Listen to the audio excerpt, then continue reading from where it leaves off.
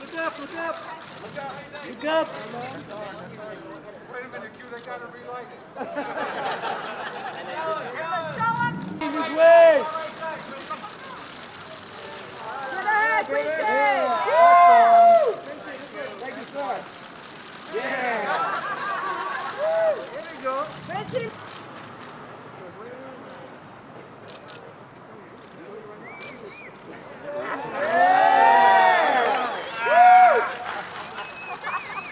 Sink it in the mud.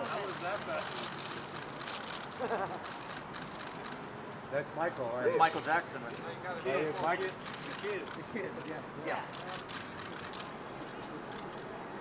Mario. Yes, sir. Yep.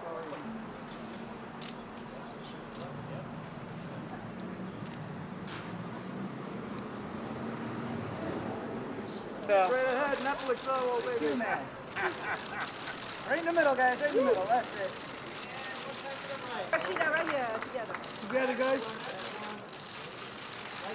Straight ahead, yes.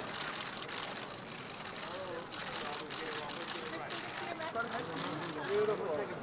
Right here, please. Straight ahead, guys. Straight ahead.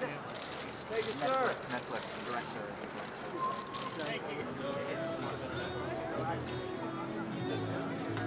I don't even know what they're doing.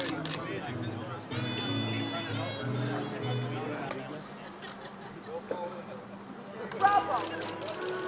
Stand back, Rashida. Rashida, stand up, stand up.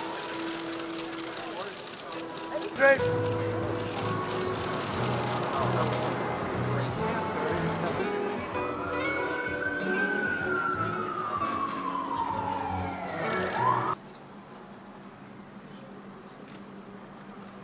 December. Oh, December. Oh, Yeah. then yes. Then yes. Then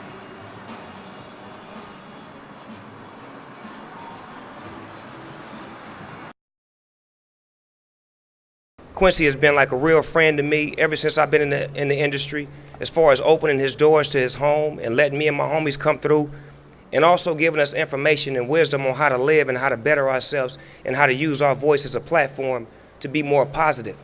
When we first started rapping, our music wasn't so positive and we wasn't so positive as people, but Q seen something in us that made us shape our lives as he shaped his life.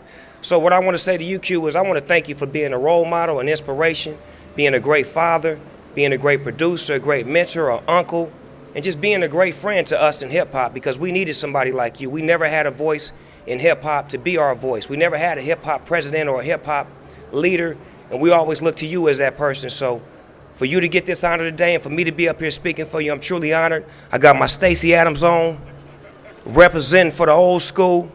I'm suited and booted, gooted and looted, dipped and whipped, sprayed and laid, pimp kit. You already know what it is, Q.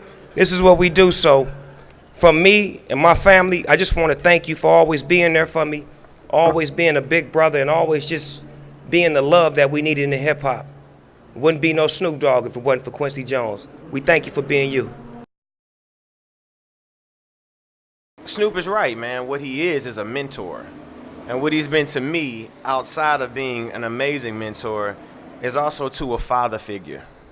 A big brother when I needed, a shoulder to cry on when nobody would understand, an open door when you needed a path in the right direction. You've always been one that reminded me that family was more important than anything. Every time I see you, the first thing you always ask me is, how your mama? And you don't know whether Quincy asking, because you know Quincy, he a lover, you know what I'm saying? And they all love him. Because she asked about you too. But you always make it clear that family is important. Because that's the love source that continues to feed the idea. Not all of the things that come with it. I mean, we can sell records, we can have cars, we can, you know, have incredible Norman Checo jackets, you know what I'm saying? And all that cool stuff. But the reality is, the thing that matters is the passion and the love and the commitment and the compassion for others that you always conveyed through all that you've done. It's been like a constant seek for humanity. We are here today to celebrate a true force of nature, a man who has put his unique stamp on every decade of culture as we've known it for the past 70 years. You might wonder, like me, how his hands and feet haven't already been immortalized in cement here in front of the Chinese Theatre. I wonder that, but we're here now, right? And the truth is we can never honor the wonderful, unparalleled, indelible career of Quincy Jones enough. And since he has had his hand and foot in everything you've ever loved, this seems like the most literal, best way to celebrate him. I am over honored to be with you today, to have my hand and that's my shoes all up for this legendary list of icons enshrined here in front of Hollywood's famed Chinese Theatre. As a teenager growing up in Seattle, I used to sit in the theater and think about composing films for these, music for these films. And I was absolutely addicted. I could never have imagined that those dreams would lead me to here, to this moment. And to be honest, it is a little bit overwhelming.